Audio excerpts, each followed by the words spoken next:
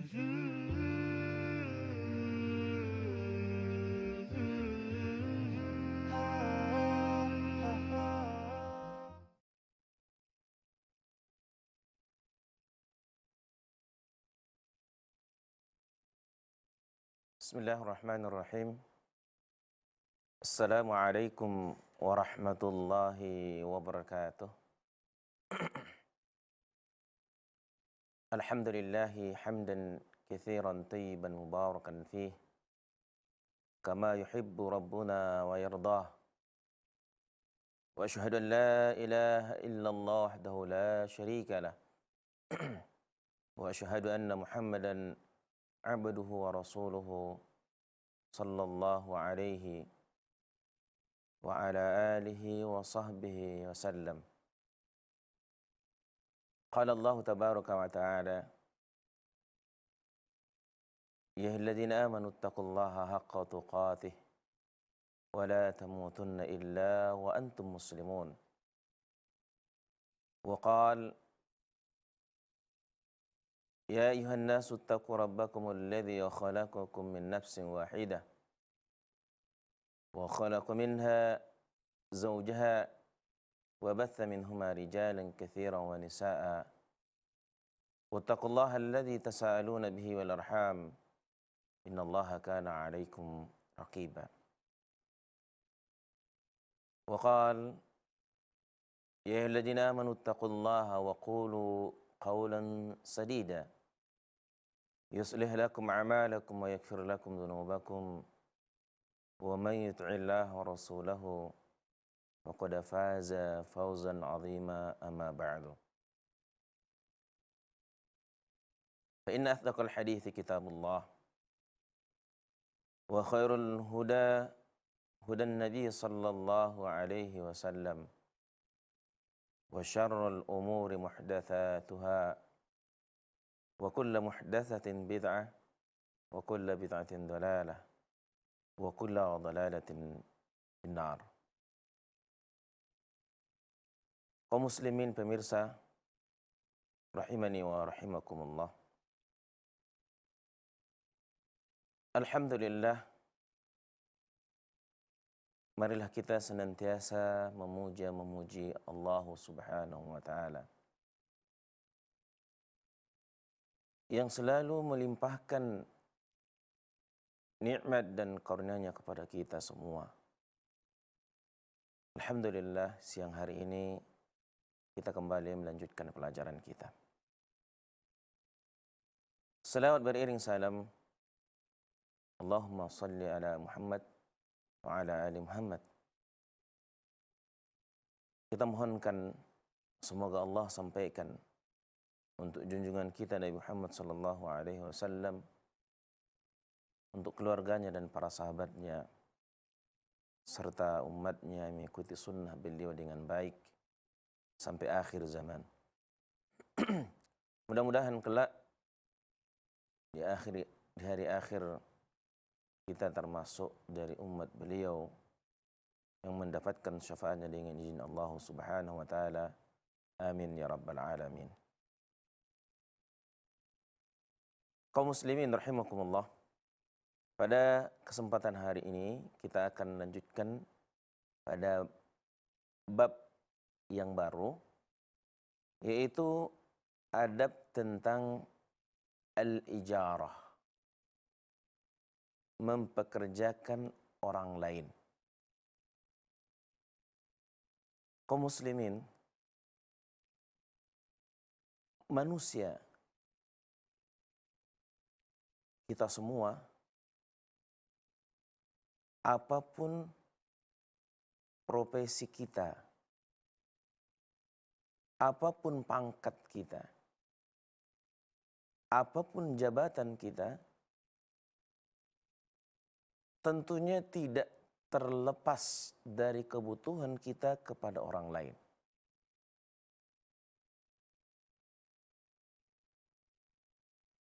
Sehingga terkadang kita akan butuh pertolongan atau punya hajat terhadap orang lain di dalam menyelesaikan, di dalam memenuhi kebutuhan kita sehari-hari. Dengan kata lain, bahwa dalam kehidupan ini kita tidak bisa lepas dari membutuhkan tenaga orang lain, dari membutuhkan tenaga orang lain.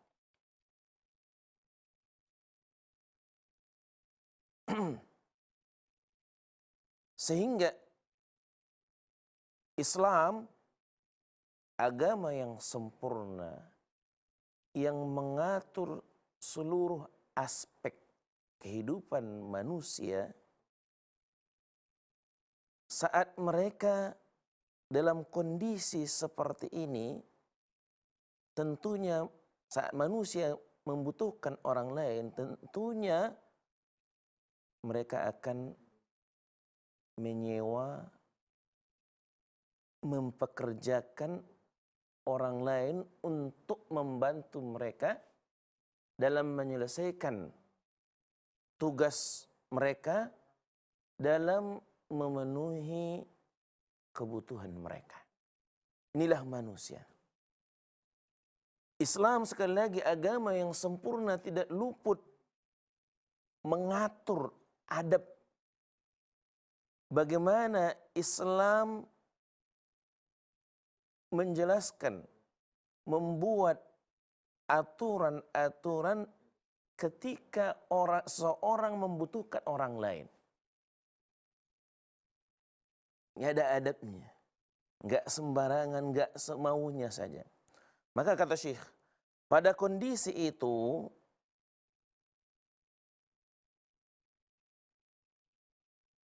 ia harus mengetahui adab-adab Islam. Saat kita butuh orang lain untuk kita pekerjakan, untuk menyelesaikan tugas dalam memenuhi kebutuhan kita sehari-hari, kita harus tahu bagaimana adab-adab Islam, bagaimana Islam agama yang sempurna membimbing dengan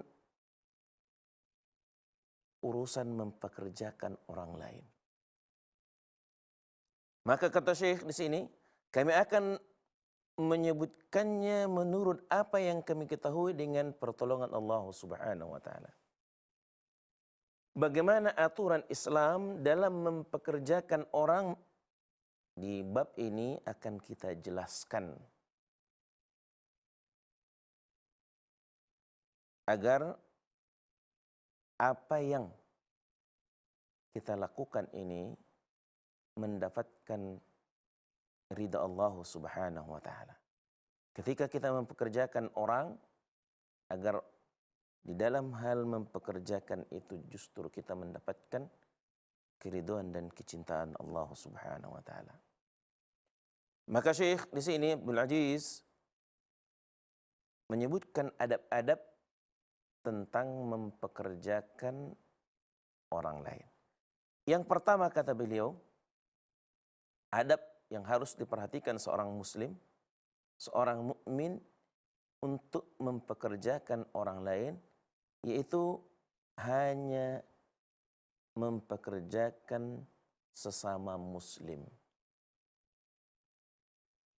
Ini aturan Islam yang mesti diperhatikan oleh umat Islam di dalam mempekerjakan orang lain. Kaum muslimin berkewajiban untuk mempekerjakan sesama muslim saja. Tidak boleh ia mempekerjakan orang kafir, orang musyrik, orang di luar Islam. Kenapa? Karena Islam telah menentukan hal ini. Dalam hadis yang sahih, Nabi sallallahu alaihi wasallam bersabda dalam riwayat Muslim, kata Nabi, "Falan asta'ina bimusyrikin."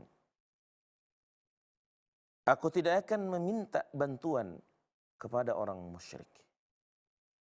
Dalam hadis ini Rasulullah SAW sebagai panutan umat Islam, sebagai ikutan umat ini, mencontohkan di dalam hal mempekerjakan orang lain untuk membantu pekerjaan beliau, untuk menyelesaikan urusan beliau. Beliau telah menjelaskan tidak mau mempekerjakan orang-orang musyrik, orang-orang yang kufur kepada Allah Subhanahu wa taala, orang-orang di luar Islam. Ini pernyataan dari Nabi SAW kepada kita umatnya, yang seharusnya kita menjadikan beliau sebagai tauladan kita, sebagai panutan kita. Kemudian kata Syekh Umar bin Khattab radhiyallahu anhu sangat marah ketika beliau menjadi khalifah. Beliau marah kepada Abu Musa al-Asy'ari ketika Abu Musa al-Asy'ari mempekerjakan seorang Nasara yang beragama di luar Islam, yang diangkat oleh Abu Musa al-Asy'ari sebagai juru tulis.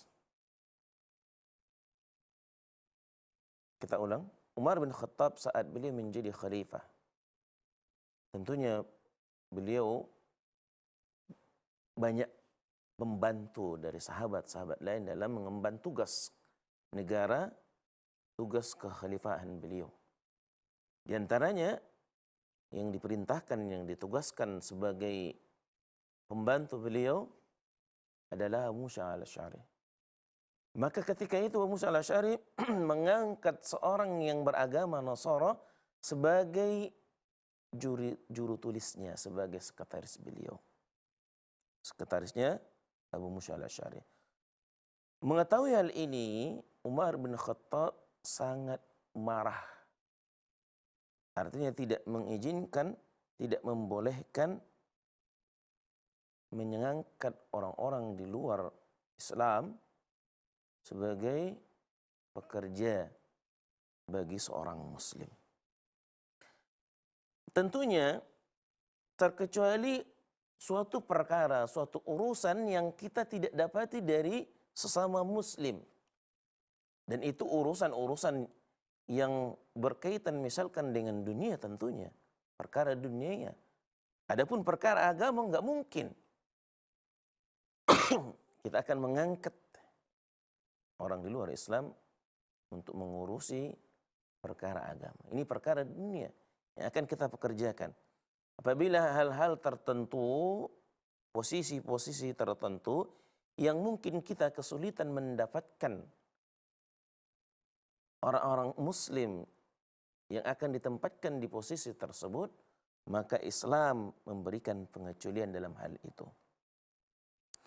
Itu pun tentunya dengan syarat yang tidak memberikan kekuasaan kepada orang tersebut atas aset-aset kaum muslimin yang tidak berkaitan dengan aset. Mungkin kita katakan ya pekerja atau buruh kasarnya lah, mungkin boleh diberikan kepada orang-orang di luar Islam dengan catatan ketika kita kesulitan dan tidak mendapatkan lagi yang bisa ditempatkan di posisi itu. Ini adab yang pertama dalam mempekerjakan, bahwa seharusnya, semestinya seorang muslim dalam merekrut untuk dia pekerjakan hanyalah saudara-saudaranya sama muslim. Ini adab yang pertama. Dan ini juga dijelaskan dalam hal ini oleh Allah Subhanahu wa taala dalam surah An-Nisa ayat yang ke-141. Apa kata Allah? وَلَنْ يَجْعَلَ اللَّهُ لِلْكَافِرِينَ عَلَى الْمُؤْمِنِينَ سَبِيلًا. Allah tidak akan memberikan jalan kepada orang-orang kafir untuk mengalahkan orang-orang beriman. Termasuk celah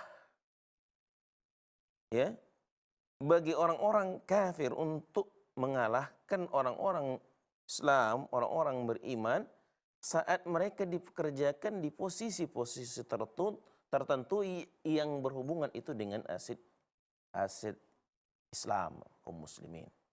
Maka ini tidak dibenarkan. Mereka hanya dibolehkan yang tidak berkaitan dengan urusan kaum muslimin. Apabila itu berkaitan dengan urusan umat Islam, maka tidak dibenarkan mempekerjakan dalam posisi itu diberikan kepada orang-orang di luar Islam. Adab yang kedua, mempekerjakan seorang yang kuat dan terpercaya. Kuat di sini bukan dalam artian hanya fisik, tapi kuat dalam artian profesional. Ada memiliki keahlian yang mumpuni. Bukan hanya fisiknya kuat, karena tidak jarang urusan-urusan pekerjaan tidak selalu mengandalkan otot.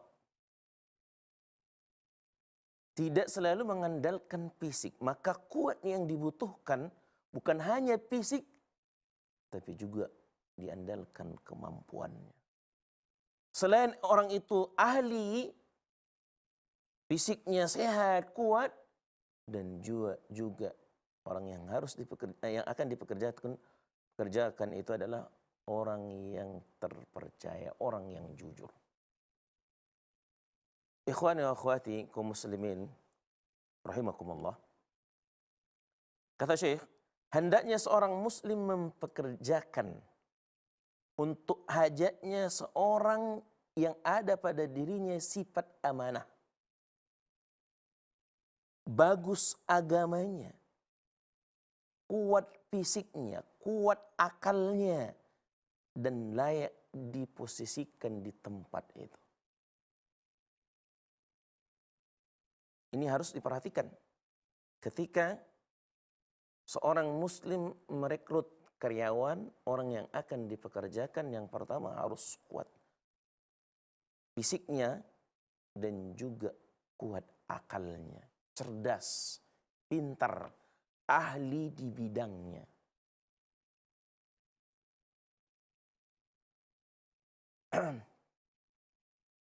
Kemudian orangnya amanah, bagus agamanya. Sebab kalau orangnya hanya kuat fisiknya, pintar, cerdas akalnya, ketika tidak amanah, maka dengan kecerdasannya, dengan kepintarannya dia akan merugikan kaum muslimin atau merugikan orang yang mempekerjakannya. Dalam hal ini, kalau kita lihat kondisi pada hari ini, khususnya di dunia pendidikan, maka poin yang kedua ini tidak dijadikan sebagai ukuran. Kenapa kita katakan seperti itu? Apa yang kita dapati pada hari ini, ya, akan untuk mendapatkan pengakuan sebagai tenaga pendidik itu diukur oleh titel, oleh gelar. Kalau dia sudah sarjana, itu sudah layak dalam kriterianya. Padahal kenyataannya, lihat yang kita alami pada hari ini. Tidak jarang yang punya kedudukan, yang punya titel, yang punya gelar, kemampuannya, keilmuannya, khususnya itu berkaitan dengan pos-pos agama. Artinya guru-guru yang akan mengajarkan ilmu-ilmu syar'i kepada umat Islam.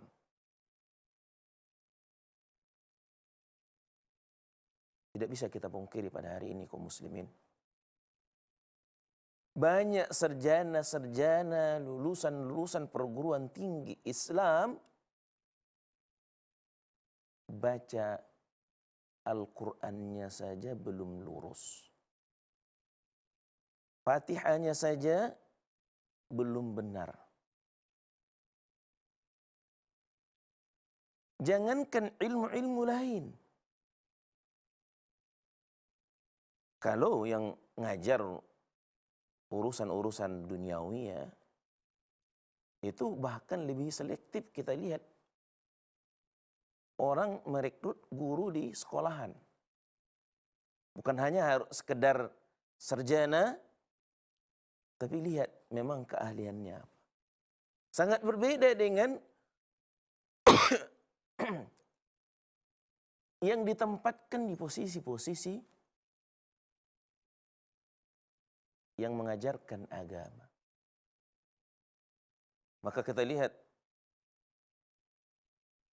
peraturan yang ada di negeri kita ini, hatta itu sekolah atau tingkatan sekolah formal yang terendah sekalipun, syaratnya baru boleh jadi guru harus minimal sarjana S1. Apakah kemampuannya, keahliannya di bidang itu sudah mumpuni atau tidak, itu urusan yang tidak begitu diperhatikan kaum muslimin hari ini. Sekali lagi, di dalam mempekerjakan orang lain harus memiliki kekuatan. Selain itu kekuatan fisiknya, tentunya keahliannya, kepandaiannya di bidang itu. Jangan sempat kita menempatkan orang lain yang tidak ahlinya. Maka apa yang akan kita peroleh? Tentunya kerusakan atau kemerosotan. Kalau kita lihat sekali lagi apa yang dialami oleh atau di dunia pendidikan, khususnya di negeri kita pada hari ini, ya, ini sudah salah kaprah. Membuat suatu persyaratan yang semua orang mungkin bisa akan memperoleh. Untuk sarjana orang bisa. Apalagi di masa kita ini. Di masa bisa diatur segalanya kalau sudah ada uang. Maka tidak jarang kita lihat, ya, orang-orang yang muncul di depan publik seperti para pejabat, sering kita dengarkan bahwa ijazah mereka bermasalah. Kenapa? Karena ketika hendak menempati suatu posisi, suatu pos, diberikan persyaratan minimal begini. Titel dan pendidikannya. Padahal kemampuannya belum tentu. Atau sebaliknya, orang yang memiliki kemampuan, tapi karena titelnya tidak ada, maka dia tidak bisa, tidak boleh menempati pekerjaan tersebut. Ini sangat berbahaya sebenarnya. Dan ini sangat memprihatinkan apa yang kita lihat di tengah-tengah umat pada hari ini. Kemudian kata Syekh, dalam hal ini Allah Subhanahu wa taala berfirman dalam surah Al-Qasas ayat yang ke-26, Allah katakan, inna khaira man ista'jartal qawiyyul amin.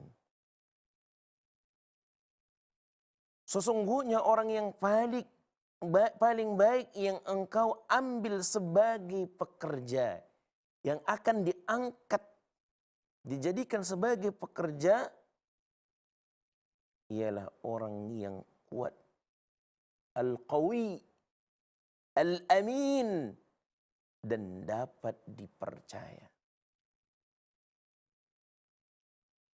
Kalaupun dia kuat tapi tidak terpercaya, nggak boleh dalam Islam. Atau sebaliknya, orangnya terpercaya, orangnya jujur, agamanya bagus, tapi dia tidak ada kemampuan di bidang itu, jangan ditempatkan. Ini kekeliruan.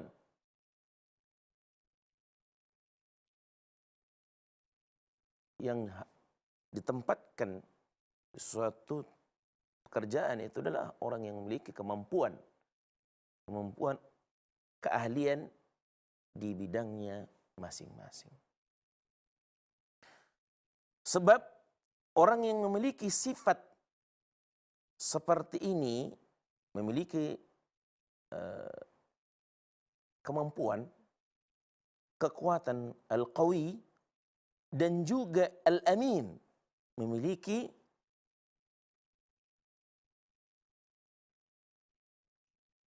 kejujuran, kepercayaan, orangnya memiliki amanah. Maka dia dalam melaksanakan tugasnya, dia akan lebih bertakwa kepada Allah Subhanahu wa ta'ala.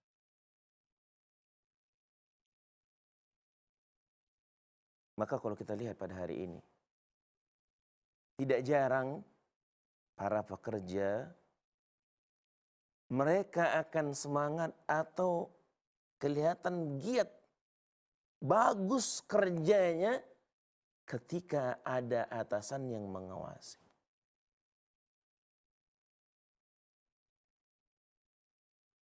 Kenapa demikian? Ini akibat pekerja tersebut, karyawan tersebut tidak memiliki al-qawi dan al-amin. Tidak memiliki kekuatan dan kepercayaan atau terpercaya, kejujuran. Namun ketika seorang memiliki kemampuan, memiliki keahlian, kemudian orangnya jujur, agamanya bagus, maka dia tidak pengaruh bagi dia apakah ada orang lain, ada atasannya yang melihat dia atau tidak. Sebab dia tahu bahwa apa yang akan dia kerjakan sudah merupakan kewajiban yang harus dia laksanakan. Dan dia tahu bahwa Allah selalu melihat dia. Inilah perlunya bahwa orang yang dipekerjakan itu al-amin, jujur, terpercaya.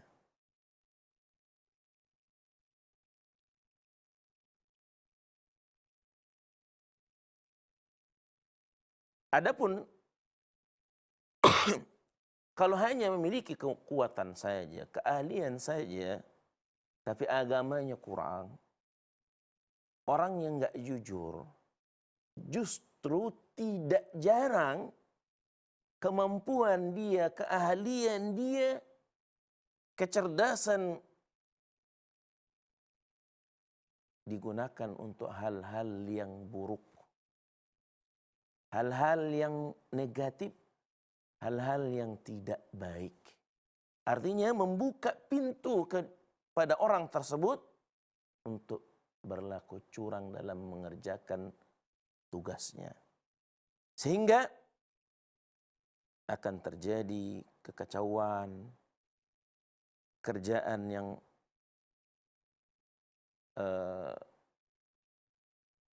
itu tadi, ketika ada yang mengawasi mungkin akan tercapai targetnya. Namun ketika tidak ada yang mengawasi, tidak tercapai target. Atau ketika ada yang mengawasi hasilnya bagus, bukan target saja tercapai tapi hasilnya bagus. Sebaliknya ketika tidak ada yang melihat, ketika tidak ada yang mengawasi, dari atasannya, dari mandornya, tercapai kerjaannya tapi hasilnya buruk. Ini akibat tidak ada al-amin pada pekerja tersebut. Maka ini sangat penting, harus diperhatikan bagi setiap muslim ketika mempekerjakan seseorang, dua hal ini. Al-qawi, al-amin. Ini yang Allah sebutkan dalam ayat di atas tadi yang kita sebutkan. Inna khaira man ista'jarta al-qawiyul amin.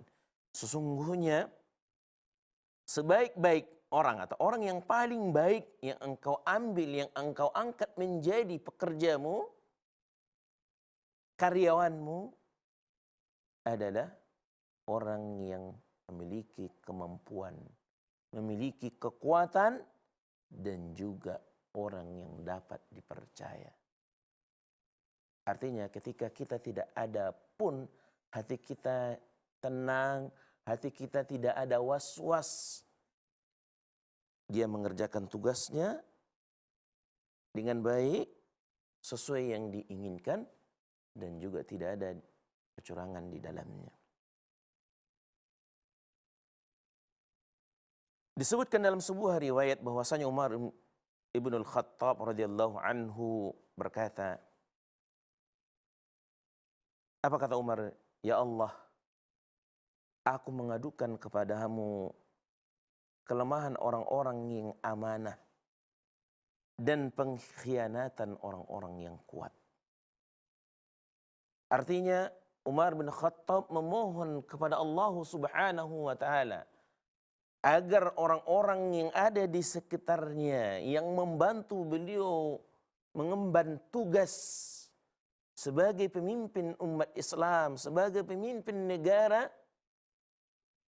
agar Allah selamatkan dia dari pekerja pejabat yang lemah, pejabat yang lemah, atau pejabat yang tidak amanah. Ada pekerja yang kemampuannya bagus, fisiknya kuat, tapi tidak amanah. Ada orang yang amanah tapi lemah.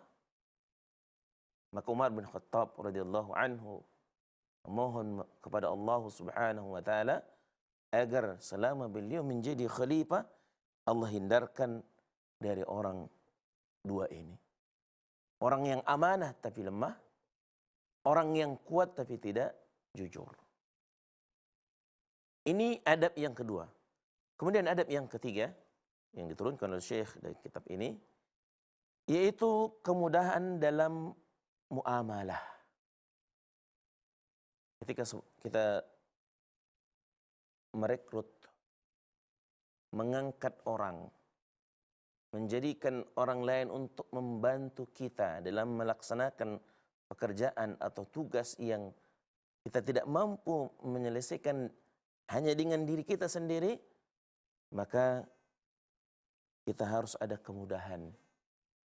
Harus ada dalam bermuamalah itu kelemah lembutan kepada mereka. Yang dimaksud adalah, kata beliau di sini, muamalah antara majikan dan pekerja yang diwarnai dengan kemudahan, kelemah lembutan, dan penuh kerelaan hati. Artinya, ketika seorang muslim mempekerjakan saudaranya muslim yang lain, dia harus permudah. Jangan dia memberikan tugas hal-hal yang sulit, yang tidak mungkin, atau yang sangat sukar dikerjakan oleh pekerjanya, oleh pembantunya. Tapi cari orang yang memang di bidangnya, orang yang memiliki kemampuan di bidang itu, sehingga pekerjaan itu akan mudah bagi dia. Sebab tidak ada perkara, tidak ada urusan yang akan mudah dilaksanakan, diselesaikan tanpa memiliki kemampuan atau tanpa memiliki ilmu. Apapun perkaranya, perkara dunia sekalipun, tanpa memiliki kemampuan kita tidak akan sanggup mengerjakan, walaupun mungkin di sisi orang yang ahli ini pekerjaan yang mudah, tapi belum tentu mudah bagi orang yang tidak mengetahui. Begitu juga harus dengan kelemah lembutan. Harus disadari oleh atasan bahwa dia tidak bisa berdiri sendiri tanpa bawahannya. Seorang majikan dia membutuhkan pembantunya. Maka seharusnya di dalam bermuamalah dengan mereka haruslah didasari dengan kelemah lembutan. Ini yang kita lihat pada hari ini. Akhwani wa akhwati, pemirsa rahimakumullah. Bahwa antara majikan dengan pembantu itu ada jarak pemisah di antara mereka. Yang majikan, yang atasan, yang bos, seolah-olah dalam prakteknya memperlihatkan bahwa dia tidak butuh kepada bawahannya. Sehingga mereka kasar ngomongnya, memperlakukannya, menyuruhnya, ya semaunya. Ini tidak dibenarkan dalam Islam.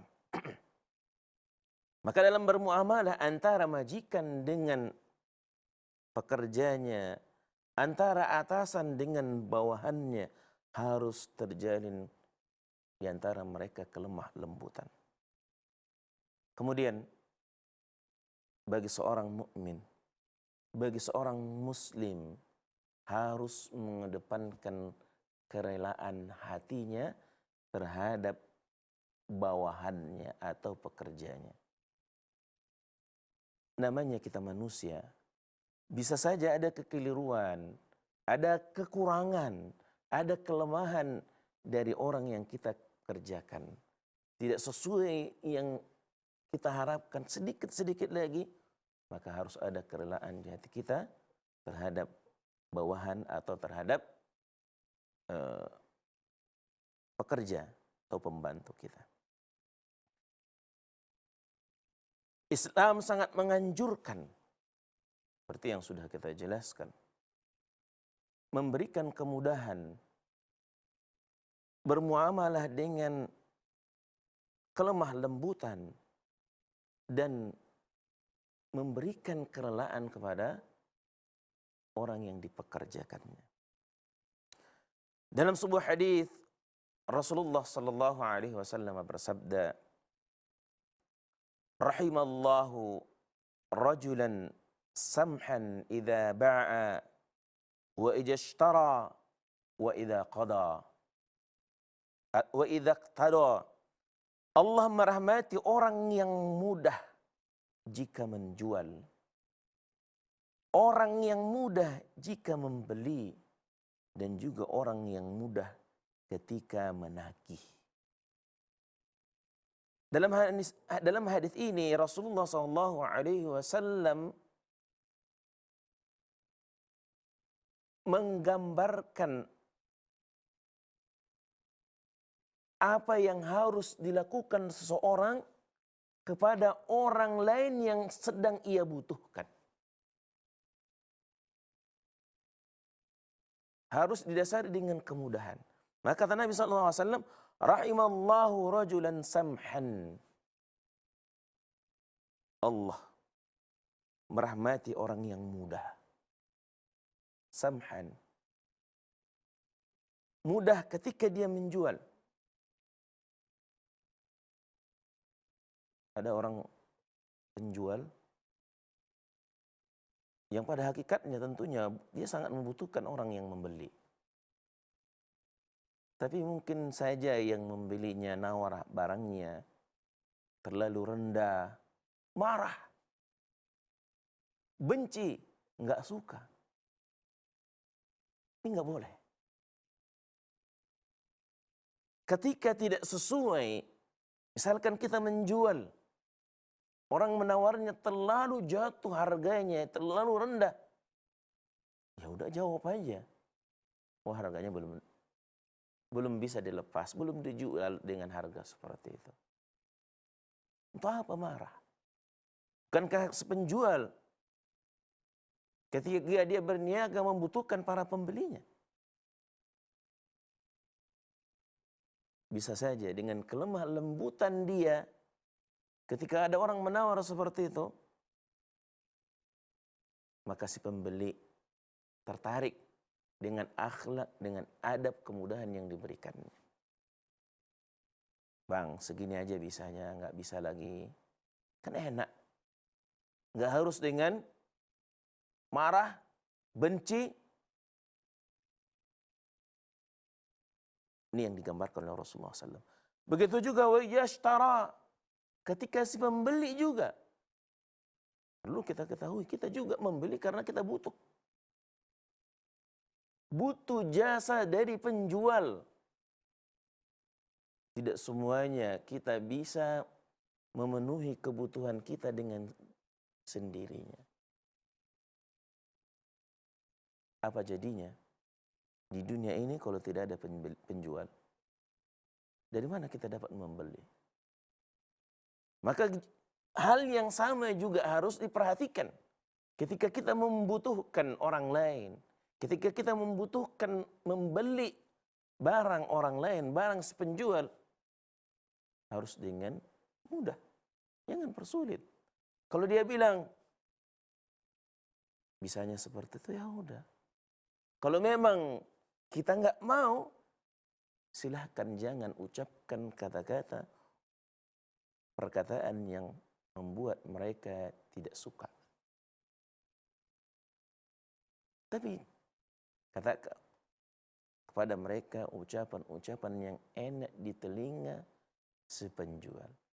Bahkan kalau kita datang dengan kelemah lembutan, dengan kemudahan, bisa saja mereka mengurangi harga dari yang sebelumnya mereka sebutkan.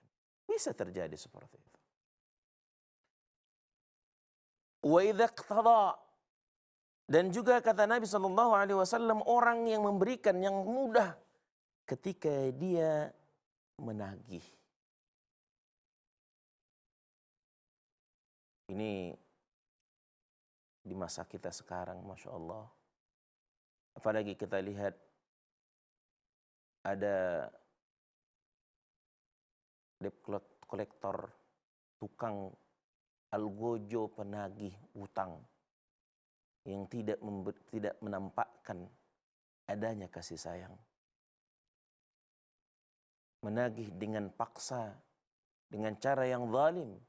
Bahkan mereka mengambil harta orang yang punya hutang melebihi hutangnya. Ini banyak terjadi, kita lihat. Kaum muslimin, pemirsa rahimakumullah. Ketika ada orang lain punya utang sama kita, maka seharusnya hal yang pertama diperhatikan ketika kita menagih dengan cara kemudahan. Mudah. Kalau memang kita tahu dia belum mampu, saat tiba jatuh tempo, datanglah kita dengan baik. Ngomong dengan kelemah lembutan, dengan kemudahan. Ya kalau memang nggak bisa gimana? Apakah dengan kita marah? Apa kita dengan memaki dia saat dia tidak mampu, hutang kita selesai? Hutang dia kepada kita selesai? Uang kita akan kembali? Tidak kan? Dan perlu diperhatikan kaum muslimin. Orang yang memberikan bantuan dalam bentuk menghutangkan kepada orang lain, selama orang itu belum dapat melunasi hutangnya, saat itu kita mendapatkan ganjaran pahala yang besar. Satu. Yang kedua yang perlu juga kita perhatikan saat kita menagih. Ikhwani wa akhwati rahimani wa rahimakumullah. Apakah hutang orang ke kita saat dia tidak melunasi, saat uang kita ada pada dia, kita berkekurangan atau tidak? Apakah dengan tidak dibayarnya kebutuhan kita sehari-hari akan terancam atau tidak? Kalau nyatanya, kalau kita lihat, ternyata enggak mempengaruhi dalam memenuhi kebutuhan kita sehari-hari, apa salahnya kita berikan kepada dia kemudahan? Bahkan kalau kita punya kelapangan. Ini mestinya bagi seorang mukmin, seorang muslim. Kelapangan rezeki. Ketika saudaranya kaum muslimin sesama umat Islam berhutang kepada dia, ke dia, selama utang itu ada pada saudaranya, dia tidak berkekurangan. Apa sih salahnya? Apa sih ruginya bagi dia kalau dia melapangkan dadanya untuk memberikan tembok kepada saudaranya, kepada kaum muslimin? Ikhwani wa akhwati rahimani wa rahimakumullah. Kita tidak tahu dari amal saleh yang mana yang akan menyelamatkan kita. Bisa saja dengan kemudahan seorang mukmin di dalam menagih hutang yang ia berikan kepada saudaranya, di situ turun kasih sayang Allah kepada dia. Saat dia melihat saudaranya masih membutuhkan uang itu, membutuhkan harta itu ada pada saudaranya, sedangkan dia selama hutang itu ada pada saudaranya tidak berkekurangan untuk memenuhi kebutuhan sehari-harinya, apa masalahnya? Tapi kita lihat, Masya Allah, orang yang kaya, bahkan yang kita lihat, yang kenyataan di lapangan sekarang ini, semakin kaya dia maka akan semakin bengis dalam menagih hutang. Nggak ada kasih sayangnya, nggak ada kelembutan hatinya, nggak ada kerelaannya. Bahkan sebenarnya kita bisa melihat saudara kita, apakah dia sudah lapang atau tidak. Kalau selama sekali lagi hutangnya ada pada kita, itu tidak mengurangi, tidak menyulitkan kita untuk memenuhi kebutuhan kita, udah nggak usah ditagih. Berharaplah pahala di sisi Allah. Dengan hutang itu berharaplah ridho dari Allah Subhanahu wa taala.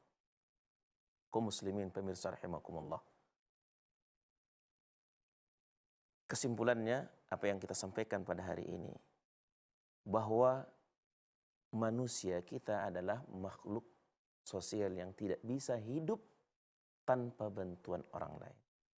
Islam, agama yang sempurna, telah memberikan aturan sebagai pedoman di dalam kita mempekerjakan orang lain. Karena kita butuh orang lain.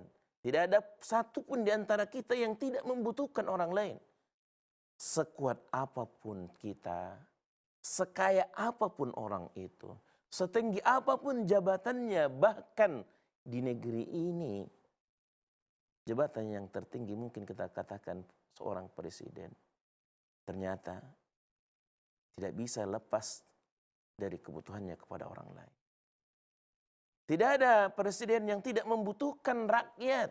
Tidak ada presiden yang tidak membutuhkan menterinya, pembantunya, semuanya.